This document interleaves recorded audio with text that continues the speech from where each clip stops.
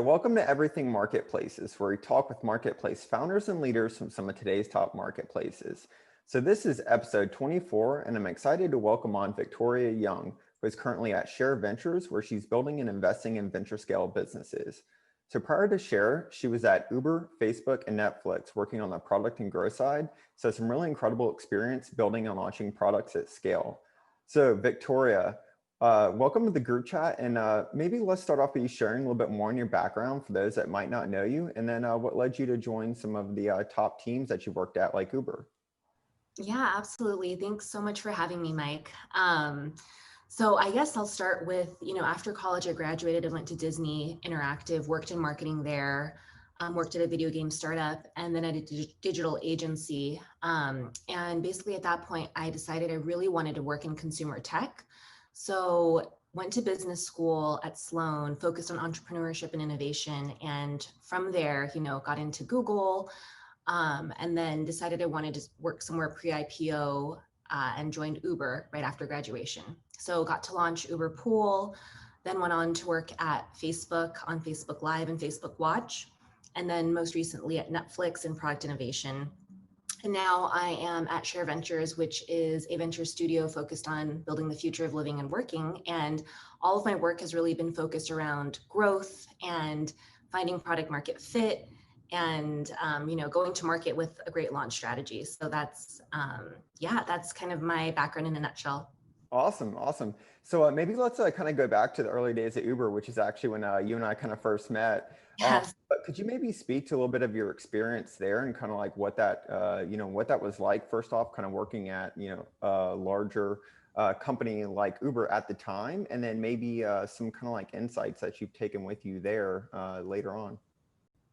Yeah, absolutely. Working at Uber at that time was something that I was really, I went to business school and really wanted to experience that phase of a company, which was like high growth, non-IPO yet, and just still a lot of momentum and a startup-y vibe.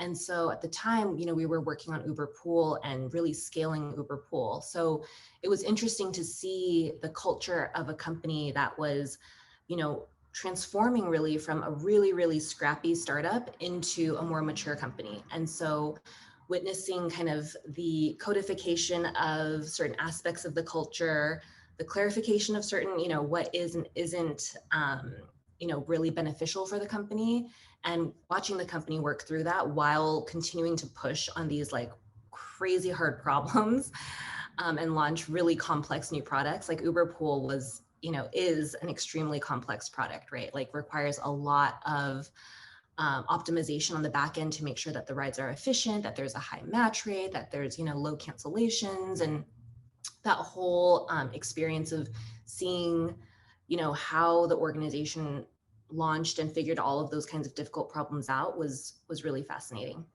Yeah, I can only imagine. So did you work on the product and or growth side, or? Yeah, exactly. So I was in product marketing, which meant I worked really closely with the product and ops teams in order to make sure that when we did launch a new product like Uber Pool and new features within the product, that we were able to really land the right messaging at the right time to the right people to drive growth and make sure that people were aware that we had this, new product out, and that, the benefits of that product were really clear. Yeah, awesome. Could you maybe share a little bit more to provide maybe like an example of some kind of like nuanced decisions around that? Yeah, absolutely. So, really what is important when you're launching a new product is understanding your audience, right? And, doing a lot of research, both quantitative and qualitative, is super important so that you can really figure out what the barriers of adoption are and address those as head on as possible in like the smartest way. And so for Uber Pool, as you can imagine, the majority of the rider base for Uber at the time were people who were, requesting Uber X or Uber Select, Black Car. So all of that was, a more sort of on demand, an audience that expected on demand instant service. And so transitioning to a new product like Uber Pool was definitely expanding the market, right? Because you were bringing on new people who maybe had never taken Uber before. So really understanding, okay, what are the barriers to someone who is already an Uber rider and wanting to try a new product like Uber Pool, and what are the barriers for someone who's never tried Uber and wants to try Uber Pool, right? So doing, a lot of research, doing focus groups, surveys, looking at the data, and trying to make sense of what that picture really is, so that you can figure out the best way to, again, provide the right message at the right time to the right people. So for us, we figured out like, okay, Uber Pool obviously is a much more complex Uber ride experience, right? Like there's other people involved, there's like drop-offs and, pickups, and it can be potentially really disorienting for someone who's never experienced this, carpool ride. And so, figuring out what those biggest barriers were at the time were, meeting, having other strangers in the car with you, potential like social awkwardness around that, right? Estimated time for arrival. Like if I have all these other people that we're picking up and dropping off, like when am I even going to get to my destination? Right. And so those are the kinds of barriers that we surfaced. And so we addressed those barriers. And, in my opinion, growth always comes from both angles of product and marketing, right? And so product marketing kind of sits in the middle, where you can help, influence the strategy of like what features need to be built based on understanding your target audience. So for example, if not knowing what the time of arrival is for people is like a huge reason they won't request and try this product, then how do you solve for that? So on the product side, we were able to, provide an estimate and, give a little bit of a window of time of when someone might arrive at their destination. And on the marketing side, we would figure out when to tell people, about this message, right? Do we send them an email? Is it a push notification? Do we have an in-app pop-up? How do we really get people aware that, this is something that we're taking seriously and we're addressing through both the product experience and also, on the promotional side, right? Like if we're late on Uber Pool and you're not meeting your estimated time of arrival that we quoted you, we'll give you, Uber credits towards your next Uber Pool ride. So figuring out kind of that system that really addresses the key pain points and, working collaboratively, cross-functionally to really figure out how can we make sure that people try this, retain, and, we have a really strong growth rate around the product. Awesome. That was a really great example. So I definitely want to address kind of or jump into a little bit more about Share Ventures in a little while and kind of how you take that learning and process kind of with you to the earlier stage. But so that was at Uber, which is I'm sure some incredible experience. So after that you were at Facebook Live, you mentioned. Yes. Awesome. Could you share a little bit more about maybe what you were working on there? And yeah, I was really fortunate when I graduated from business school. I worked at Kleiner. I was part of the Kleiner Perkins Product Fellowship, and so, working at Uber made me part of that fellowship. And through that fellowship, I met some really incredible people. One of whom was a product manager at Facebook at the time, working on Facebook Live. And so we were just at a dinner, and he was saying, there's this really huge initiative at Facebook, and we really want to find a new way to bring people together, right? Like a fresh way to just create connection and community and a sense of presence and being in one place through Facebook. And we just started jamming about it over dinner, and I got really excited. And so I decided to join the team there. And, it was also really interesting because these products like Uber Pool and Facebook Live, they were new and different within a large organization, right? Like people knew what Facebook was, they knew what sharing was, obviously, like posts and everything. But going live was like, whoa, like what is this? Do I feel comfortable doing this? Like so many barriers, a lot of questions, right? And so similar to Uber Pool, like it was like, this is essentially launching kind of like a mini startup within a big organization. It's such a new product, right? We have to think about things really differently. And how can we, really find ways to address the barriers, again, both from the features side and the marketing side, and really, figure out what is the right person for this kind of product that we want to, have and encourage to use, to go live, because it's not for everyone, right? And that's okay. I think that's one of the big learnings with both of these products is it's actually great when your product is not for everyone, because it allows you to focus your time and your resources.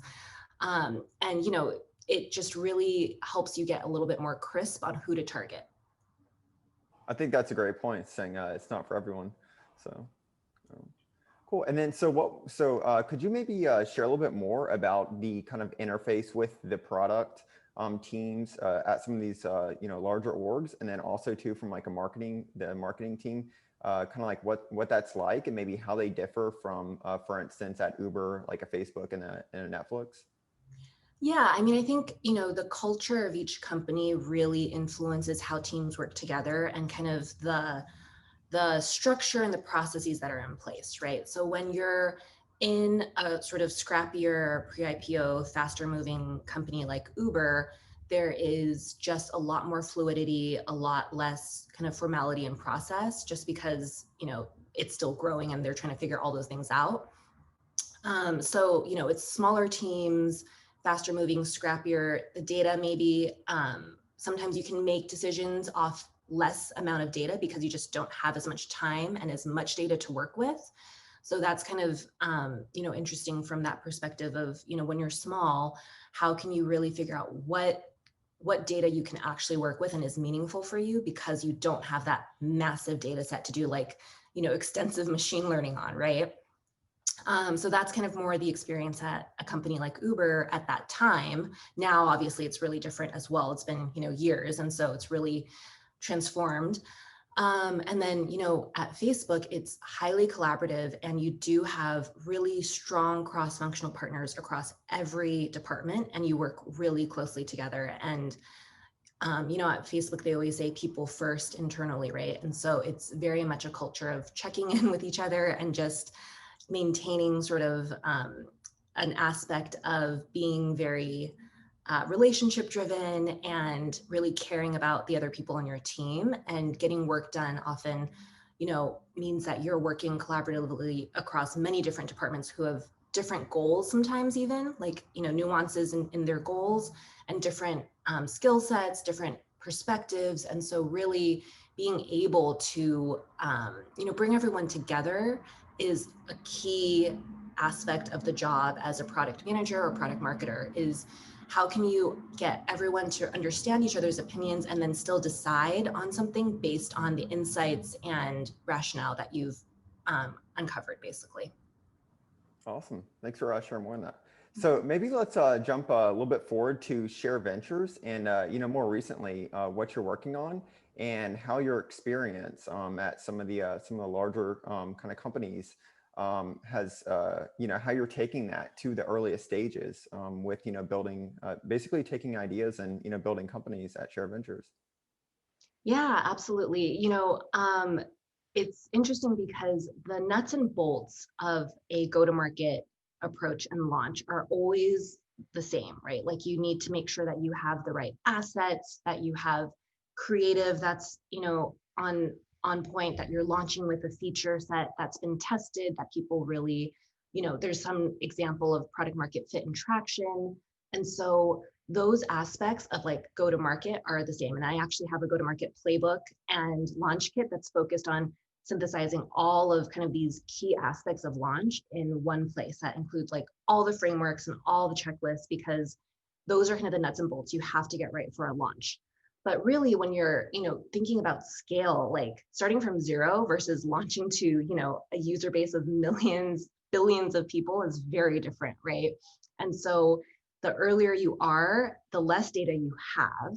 So the more you have to be structured with thinking about, okay, what data can I gain from the market thus far, and how quickly can I iterate on my hypotheses and, the strategies that we think might be the best fit.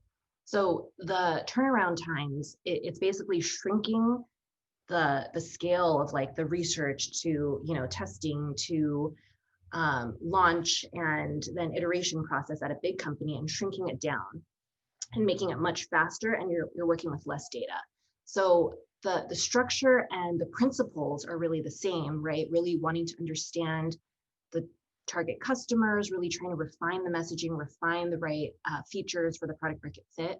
But the pace at which you do that is much faster, and the signal that you get isn't as strong, just because you're working with a smaller data set. Awesome. Cool. We'll definitely have to check out that playbook. So maybe could we kind of just run through that though? I know it's a little bit, maybe a little bit abstract and kind of high level, but just speaking to some of the founders, within the group that are going from 0 to 1, or let's just say like 1 to 2, how they can kind of take, some of those, some of the learnings from like, say, for instance, your playbook and how they can apply it in the earliest stages themselves with kind of a more scrappier, limited time and resources. Yeah, absolutely. I think the biggest trap you can fall into early on at this stage is working kind of in a bubble, right? If you have this strong vision and you have a gut intuition, or you are clear that there's like certain trends at play that are coming together, and you have an idea that you think is going to be a great product market fit, but you're not testing it enough, like that is really the danger of just wasting a lot of time and resources in that bubble phase. And so the faster you can get out to do research, the better. So, again, at scale, like at Facebook, we were able to literally travel to, Seoul or to Rio and actually get on the ground insights from just, people in focus groups. We would have group after group to really just stay close to your users, right? And so at the early stage, like calling, literally calling people, asking them the questions about your product, running surveys, reading about their, pain points in forums, like the closer you can get to what people are actually, really frustrated with, what their real barriers to entry in that market are, the better you can refine and make sure that both your messaging and your product is really meeting their needs early on. So that's, I think, is the most important takeaway, whether you're at, 1 to 2 or like a millions. Awesome. Cool. Thanks for sharing that. So at Sure Ventures, could you maybe speak a little bit more about, because you guys just recently launched. So by the way, congrats on that. So could you share more about, what you guys are building there, and then maybe jump into an example of how you're kind of incubating a company and thinking about, building the product and taking that to market? Yeah, absolutely. So a venture studio is actually structured in, a very different way than a traditional venture capital firm, in that we come up with our own ideas and test them and grow them all in-house. And so right now we're working on a couple different projects that have yet to be named. But if you guys want to follow Share Ventures on Twitter, we definitely will be announcing some interesting updates soon. But really, we're trying to figure out how we can structure all of our, testing and launching processes in a way that is taking the best learnings and applying them to each individual company. So really, I think about it the same way I did when I was in a larger company where, Facebook Live was an individual product within Facebook, right? And so we often would take the learnings from launching a product like Facebook Live and then apply them across different products within Facebook. So it's a similar structure, right? You have like the macro organization, and you have the individual products or companies, and you want to share the learnings and the best practices as much as possible between them. And so a venture studio structure really allows for that. And so we're really trying to, again, prioritize early on getting as much signal as possible directly from people, getting, real data. And that's really, I think, the difference between, coming up, having like a generally great idea and really refining that idea in a way that meets market need, and you find that market pull at that point when you're doing that. Awesome. So what are some specific ways maybe that you can kind of, get that feedback from a group of potential users or a community kind of early on that you guys are doing right now? Yeah, absolutely. I mean, if you study like a lot of the beta launches that have been happening, like Clubhouse, for example, right? There's different sort of mechanisms you can employ to drive that initial buzz and awareness. And building trust with your community, especially when you're doing, something like what we're doing, which is we're going to have many products, right? So having trust with our community and building up a pool of just people who believe in your vision, who are interested in what you're building, and finding ways to continue to grow that community so that you can work with them as you're testing. And it becomes sort of this collaborative building process, right? Where you are really close with all the people that you're bringing into your circle, who your users who are giving you feedback. They really feel like early on they're part of building the product. And that's how you create those evangelists and you develop that loyalty and trust. And so that's a really high priority for us, is like, how can we think of this as a community and really get people excited by bringing them into the building process with us. And that also obviously has the benefit of making sure that the products we're building are things that people actually want, right? So I think early on trying to, even just leveraging friends and family and really getting the word out whatever way you can to grow that initial group of people. And organically, when you're doing interesting things and you're sharing about those interesting things publicly, you will slowly but surely start to attract the people who are interested in what you're doing. And so, being consistent about sharing, what you're working on, giving value back to the community is the best way to build trust.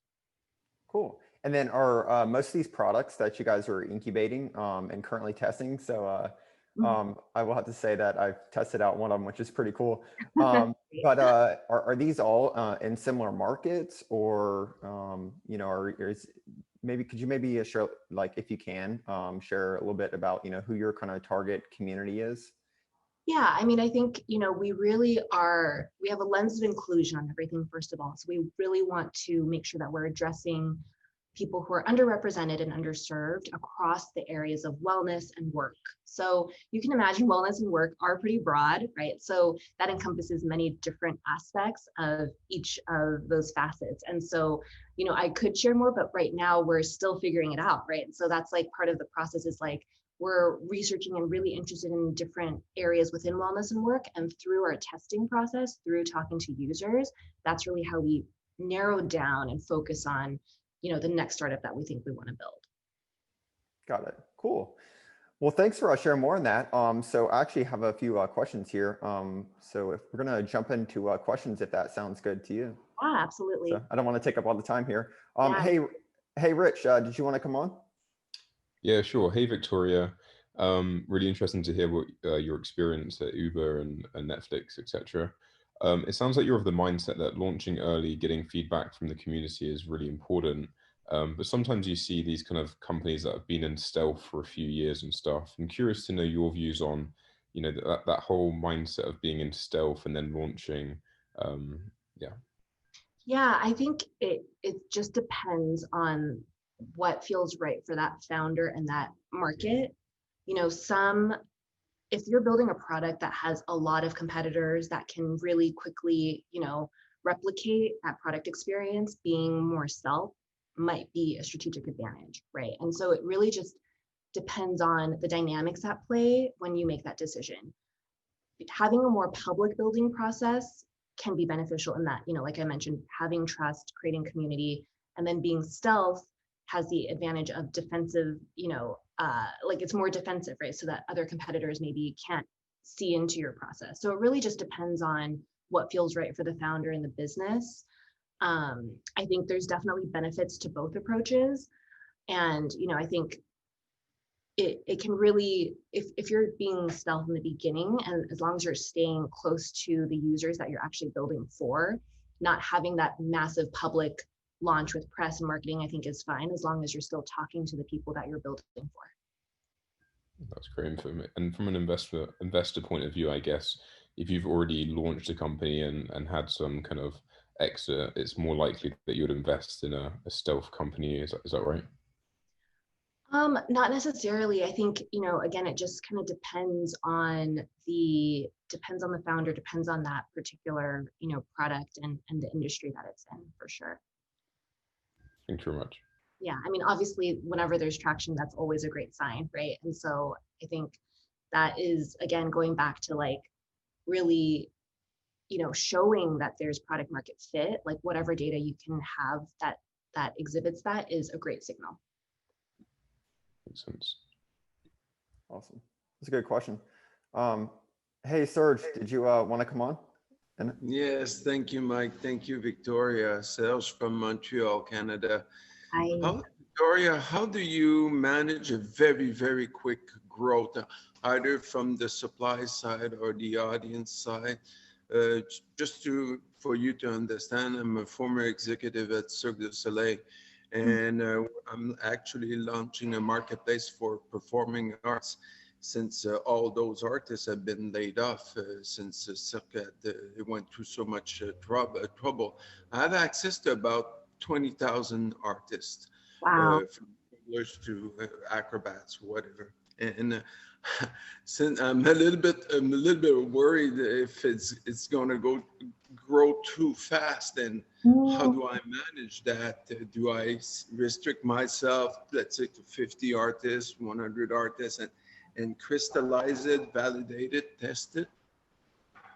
Wow, Serge. I mean, that is just fascinating. Like, that's super cool. Like, that's when you think about, verticals and verticalization of, marketplaces and communities, like that is definitely a super unique and interesting and exciting one. So yes, okay, that's a great question. I think, an approach that gives the founder more control is definitely having like a wait list, right? Because when you are able to gain signal that there is actually demand for your product, but you're not sure if like your actual product can take all the demand at once, building up that wait list really allows you to let people in increments that feel manageable. So, adopting a waitlist strategy, building demand and drumming up buzz early on without actually giving access to the product is definitely one really good strategy for this.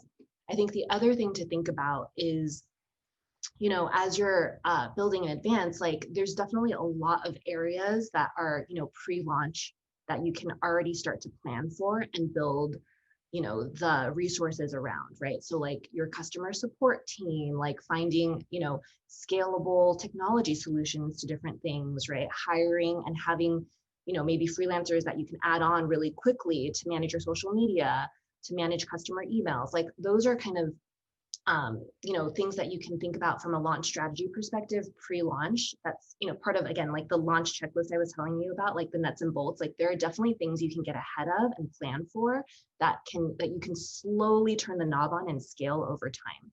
But having the messaging in place, thinking ahead of like FAQs, like what are going to be the frequently asked questions that people will keep, coming back to us with, that might require a certain policy or like a certain approach that I can work out in advance. Those are things that are super helpful because you don't want to be overly reactive when you do launch, right? So all of that launch planning ahead of time is really critical. Like at Facebook, when we were launching any product, we would have the longest list of like frequently asked questions because there's so many nuances to like privacy or like this button and really thinking ahead of like, how can I be as comprehensive as possible with thinking about all the different issues that might arise when people try my product? That'll help you feel much more prepared. Thank you so much. Yeah. That's a good question. Yeah, that was a great point, Victoria, too, about just being well prepared in advance with the FAQ. So, gotta love a good FAQ list. Yeah, right. Cool. So, hey, Tiff, did you want to come on? Hey, yeah, thanks for the session and thanks for coming on, Victoria. I was curious about your perspective on a Pinduoduo-like experience, and do you think that type of business model is in the timing of that type of business model for a US audience? Can you get more specific around what features or what kind of aspects of Pinduoduo that you really want? For sure. Yeah, really the idea of like bringing on being able to like find a product you like or a service you like and then inviting those friends to like get a bigger discount, that kind of like social purchasing and experience. We haven't seen something like that really take off here yet, but there's a small part of me that feels like maybe especially while we're still home, like that could be an opportunity, but was curious more so of like timing, and do you think like the US is ready for something like that? Yeah, that's an interesting one. I think when you're thinking about which kinds of product experiences internationally are, relevant to the US and can be imported in a way, right? I think being really clear on like the cultural nuances of like, what are the attributes of this market that make that product successful there versus, the mindset or the cultural values and the ways people behave and shop in a separate market, right? And so there are, I think, elements of American culture that maybe aren't as conducive to that experience of just like, independence, like I buy what I want, I do. It's very like, it's less of a social I'm blanking on the word right now, but in Asian cultures, it's much more, there's much more community often around those kinds of experiences versus, in America, that may be less the case, right? And so really digging into the cultural nuances, again, in research is so critical, because there might be something that is so intangible, but so true about the culture and such a huge barrier that you can't get to just by data, right? And so having those conversations, doing that customer research will really help you understand, like, is this truly viable in this market right now? Or is it something that from a business perspective sounds like it would be a great fit, right? Like, why wouldn't people want a group discount? Why wouldn't you, want to jump in on something like that? But really, what we found when we were doing research globally for Facebook Live is like every market has like very unique cultural values that they hold dear, and those cultural values can become barriers to actual product features and product adoption. So digging into those nuances can really prevent you from going down the wrong path. Thanks. Yeah, and I guess it also depends on the persona that you're going after within. Yeah, it's not like all of America, but yeah, absolutely, a specific group of people. Totally. And it's like finding, can you find those people? And if those people are really excited about it, like, how do you find them? How do you build for that group? And I certainly think there's an opportunity around that, right? Like when Groupon launched, they had a similar model at like a larger scale, right? It was like, if all these people buy, you unlock this deal. So definitely there's validity in that. And I think even Amazon has features similar to that in, at a macro level. So, can that be replicated in a more small group level and, through friends and family? I think definitely lots of opportunity to experiment, and obviously e-commerce and all that is going to continue to grow. So really, really ripe for experimentation and understanding what those barriers are, if any, right? Yeah, thank you. Awesome, cool. We have quite a few questions here. So let's see, Dan, did you want to come on? Yeah, thank you. Great conversation. At Facebook Live, I want to question about Facebook Live, see if you can provide some deeper insight. I guess at Facebook Live, the Chewbacca mom moment was just a huge, moment for that product. I was developing my own product at the time, or at least on a conceptual level. And there was a product manager at Facebook Live who you must have crossed paths with, who said something publicly that really influenced me. I found it really interesting. I wasn't able to get a lot of information further than just one article. I was wondering if you might have deeper insight. His name was Vadim Lavrasak. Oh. And he said that there was evidence at Facebook that in terms of entertainment value for users, one to few was more entertaining than one to many, because I know Chewbacca Mom was one person to a huge audience. And he actually left the company to start an app after that was a one to few live video app. So I'm wondering if that crossed your path, and if so, do you remember that information? Because it was really influential to me. So we did not directly cross paths, but I'm curious, what about that was influential to you, and like what kind of insights did spark or ideas? Yeah. So my marketplace is a live appearance marketplace for professional authors. If you love books and read and authors, you can go hire your favorite author to do a live private video for you and your book club. So I thought obviously the pandemic has changed everything. But I was looking for more data to actually use, perhaps in my deck, or just conversationally moving forward. And now we're up and launched and we're running. And the number of tickets that sell is not controlled by us, but it is, I'm fascinated trying to, monitor how entertaining these events are. And they're small. It's not like one Chewbacca Mom to 1 billion people all over the world.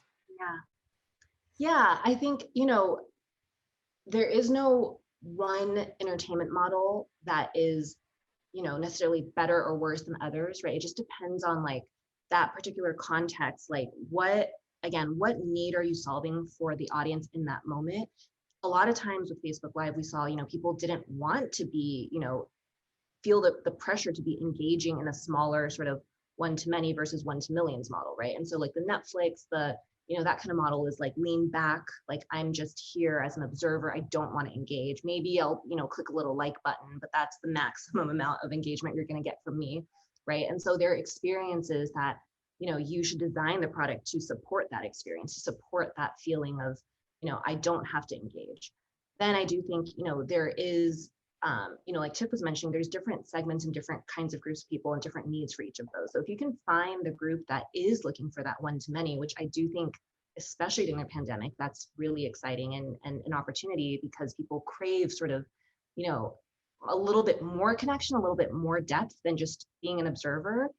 But maybe they're tired of having like, one-to-one, for example. So in that sort of one-to-many experience, what are the tools that will enable that experience to be as engaging as possible, right? Like if reactions in a one-to-millions experience is what makes it feel safe for people to, lightly engage, then what's the next, range of tools that you can provide in a one-to-many experience that will make it just kind of that right amount of engagement? Like what is that like social feature lubricant, if you will, that makes that particular interaction as fluid and as valuable as possible for people who are seeking that experience.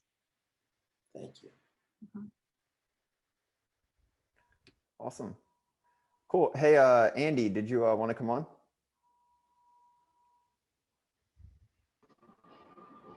Hey, Victoria. I was just wondering, when it comes to viral growth strategies, right? Sort of, like putting features in your app to encourage people sharing the app, people, like branching out, even, implementing various types of deep links and like tracking and like there's like lots of different kind of level up steps you can take. I guess I'm wondering, sort of when do you first start to actually try to put rails around, viral growth? In other words, like you're probably observing it from the early days and trying to see, okay, if there's new people, I didn't do anything, so they must be viral. But like when do you actually start to build in your first feature? And do you have any thoughts around like in the pyramid, like what are the levels that you tackle first or that kind of thing? Yes. So when you specific to the pyramid part, what do you mean with like levels? I guess I don't really know. I'm just wondering if you have an order of operations that you'd usually go in terms of what types of features you would implement first in general, and like what can usually wait until later stages. I see. Okay, sorry. I just want to make sure we were talking about the same pyramid there. But I made it up. What I think is really important early on is, again, getting kind of the back end like really instrumented up to track the right metrics and kind of the right behaviors that are meaningful for you early on. Because to your point, I think, within the product experience, there are plenty of ways you can, include, a new promotional unit that explains a new feature that will drive growth, right? Or add a button here, or like even just change an indicator, from green to red or whatever that is, and see, potentially the 30% increase. And so really being diligent about, tracking any of those changes is important. And then to your point about how to prioritize and think about it, like, I think it starts with just having a very structured approach with your hypotheses. So like, what are the biggest audiences and what are the, most important users, most engaged users, the highest opportunity users you're seeing, within your platform? Okay, based on them, like, what are the hypotheses I have around levers that might drive more engagement from them? Or can I get them to become, bigger evangelists or share more? Like figure out and be really clear about what your hypothesis is and what the potential product experience and, product growth lever might be. And then just test it. And over time, you'll be able to really see, as you're testing, like which direction makes the most sense for your business. And of course, like a very simple, even and very straightforward product prioritization document is really helpful, right? And so usually the columns that I use to prioritize different features include, strategic value, expected impact, level of effort. And that's all, again, part of like the general kind of launch frameworks and checklist is like, what are those key things that you need to do for launch, and which features or which strategies should you be prioritizing? And just going through that exercise will help you just gain more clarity and insight into your own thinking, right? Because there's so much data, sometimes it can be really overwhelming. And so just putting it into a framework is like step one. Then once you get the data, that will really help guide you in the direction, the next step that you should be taking. Awesome. Super helpful. Thanks. Yeah, of course. Yeah, that's a really good question. Andy, do you want to share a little bit more on what you're building really quick? Because it's super interesting. Yeah, it's weird. I'm building sort of a marketplace for immersive entertainment options. So things like location-based virtual reality arcades and escape rooms and immersive art exhibitions, and really a lot of things that honestly are closed right now. And so I might be an idiot, but we think that they will come back. And like we're already seeing escape rooms start to come back to like 50, 60% normal revenue. So we're building for those little enthusiast niches. Oh, that's awesome. I mean, I would definitely be looking for, that, especially since we've all been, in our homes so much. Cool. Good to hear. Cool. Hey, so Victoria, just really quick, so that way we don't just come at you left and right with all the questions.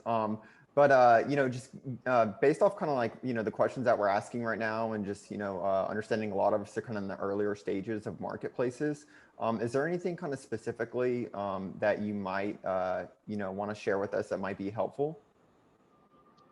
Yeah, I mean, I guess, going back to just the foundation of like what makes a solid go-to-market launch strategy. I think that is just, there are definitely lots of frameworks and checklists that you can use just to help keep yourself organized and not get overwhelmed, right? Because a launch is really complex. Like going to market and driving growth is so multifaceted, and there's so many different ways to approach it, right? And so having a system in place, I think being really structured with your hypotheses, with which target audiences you're really going after, what data you've gotten so far from the market, like those are all elements I think that really help you stay organized as you look for product market fit and as you're trying to find growth. And having that foundation in place allows you to really move faster. So just kind of like growth and launch strategy hygiene, if you will, like how do you make sure that all of that is really buttoned up so that you can move faster because you have the foundation, because you have, the tools and the structure in place to organize your thinking. I think it can be really easy to get shiny object syndrome, or like see a competitor doing one thing and then wanting to chase after it and, immediately deploy that strategy. And having, structured thinking in place allows you to really go through the process and be disciplined about, is this strategy really right for me, my business, and my audience? And, without that structure, it can be, again, really easy to maybe just say, okay, like maybe I'm going to go off and do this thing today and then go a different direction tomorrow, without really validating it for your business first. Yeah, awesome. That's great. All right, so we already have a question about that. So let's see, Masi, do you want to come on? Yes. Hi, Victoria. Thanks. Sorry, I joined a little bit late, but I just had a couple of questions. One specifically on org chart design for marketplaces / platforms. And have you seen any mistakes? So personally, we're at late seed Series A stage, and I'm really trying to plot the org chart for the next 12 months. Is there anything that that I could preempt? Any roles or any mistakes that have been made in the past that you could maybe talk a bit on?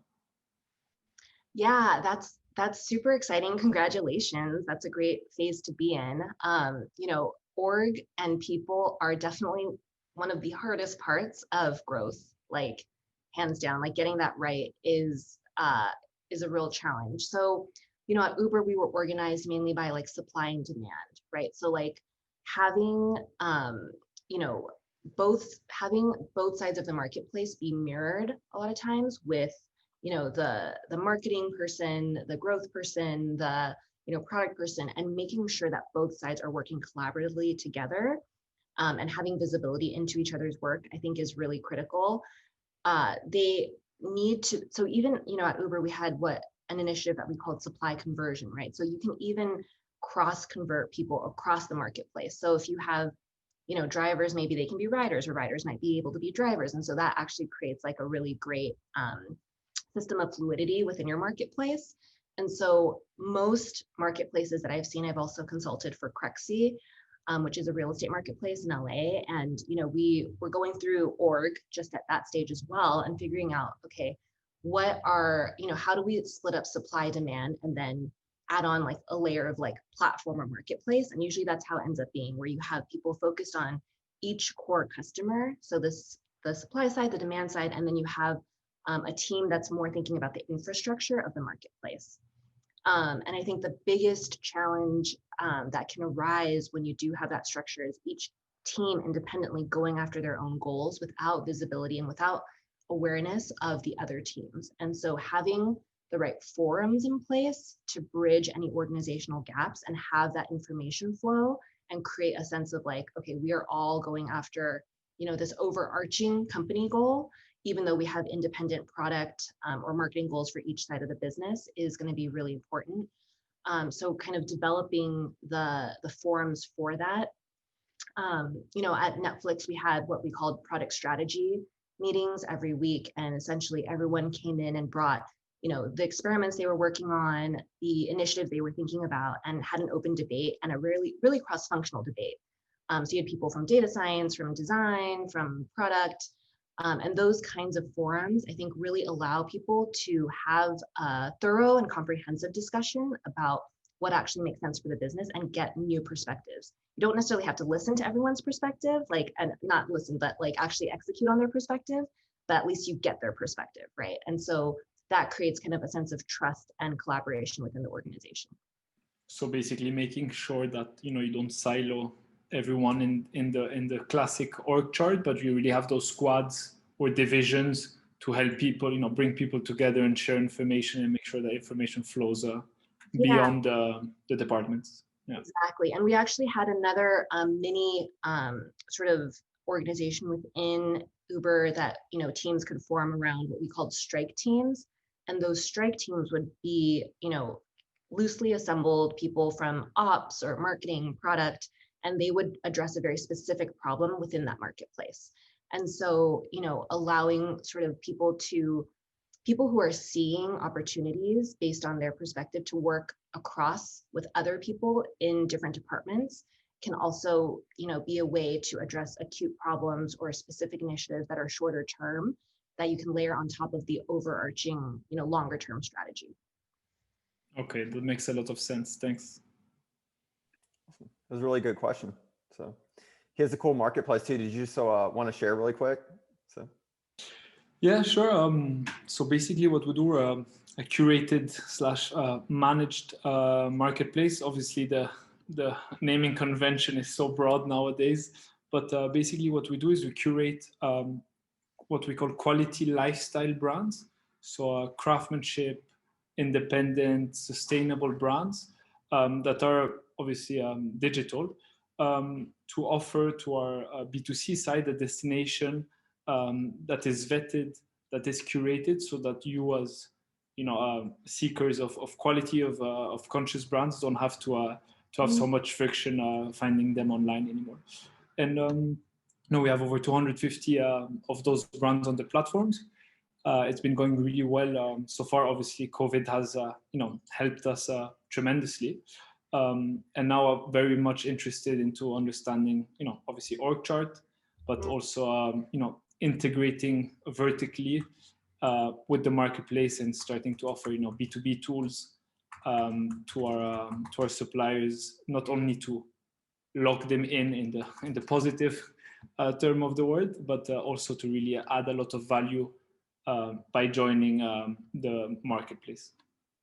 Wow. Yeah, that's super exciting. I think the tools expansion aspect makes a lot of sense and is a really monetizable area. So that's exciting. Cool. So I think we have time for one more question, and Rich wanted to come back on. So. Hey, Victoria. Yeah, it's about network effects. So I remember the early days of Uber where I could tell all my friends and get discounts, and the next ride was, heavily discounted. It sounds like you have a lot of experience in implementing these types of strategies. What has been like the funnest types of network effects you've seen and the ones that you've most enjoyed implementing? Wow, the funnest network effects I've seen. Gosh, yeah, we would try lots of different strategies. We would do partnerships. We would find ways to, do the, or refer a friend, get $5 off, like all those different approaches. I think in terms of fun, that's kind of an interesting word to describe. What do you mean by fun? Like fun for me or like fun for the users? Like, Well, I guess fun is in terms of successful. So the users enjoyed it, and it was it encouraged viral reactions, basically. Got it. Okay. That helps. I'm like, yeah, work is, I can't, those strategies that we implemented were all really effective. I don't know if they were necessarily fun for me to execute all the time, but yeah, absolutely. I think, for example, we saw with a partnership, so people love free stuff, right? At the end of the day, if you have the resources to subsidize or find a partner who can subsidize just to give people that initial trial experience of your product and get them and find that conversion, that is key. So, there's lots of scrappy ways to do that. Obviously, if you have venture funding, you can do things like, what ClassPass did and, what Uber did early on and just give people actual credits. That will, you want to monitor it obviously, but the right kinds of users that will be sticky long-term will respond to that. And that is a really effective tactic. We also did a really interesting partnership with Capital One early on for Uber Pool, where Capital One was actually sponsoring Uber Pool rides. So if you use your Capital One card, you could get, I think it was like 3 free Uber Pool rides over the course of a weekend. And we found with that partnership that partnership actually allowed us to also get additional data on the fact that 3 rides was really the turning point for people to want to try and stay with Uber Pool. So, when you have the resources to run that kind of experiment where, you are able to, do a partnership or get referrals or, give people the experience of trying your product and get them past that conversion point, that sticky point, that is really what you want to go for. So I would structure different kinds of experiments and find different, ways of budgeting and resourcing those experiments so that you can figure out what works the best for your business and which one is the most sustainable. So obviously, giving endless amounts of credits is never sustainable, but it might be a great way to bootstrap and get that early traction to get the flywheel spinning for your product and business. Super interesting. Thank you. Yeah. Awesome. That's a great question. Well, cool. Well, we've covered quite a bit of ground. We're almost out of time here. But yeah, Victoria, I mean, this is super insightful. So thanks again for joining us and sharing. So where can we keep up with you? Time for a little plug. Yeah, absolutely. I mean, if you guys have additional questions or if I didn't really directly address a question that you asked, please feel free to follow up with me. Just email me at hello@victoria-young.com. You can also find me on Twitter, Victoria H. Young. And on my website, victoria-young.com. So, feel free to drop me a line anytime. I'm happy to, follow up and answer questions more thoroughly if I didn't get to exactly what you were asking for.